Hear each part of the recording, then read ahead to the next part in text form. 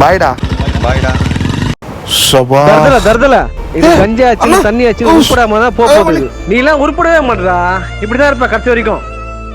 மா இதெல்லாம் உன்னை பாத்துக்கன்ற, சத்தியமா உன்னை பாத்துக்காதுமா. இதெல்லாம் பசங்க கூட சேர்ந்து ஊரை செத்து குட்டிச்சேரதான் போவோம். இதெல்லாம் நான் தான் உன்னை பாத்துப்பேன். போடா அப்படி மொத்தம் மயிர்.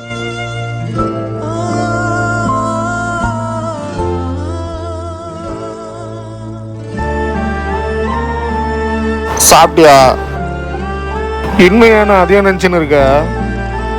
நீ தானே அடிச்ச? பதிலுக்கு எதனா ஒரு வார்த்தை நான் கேட்டனா?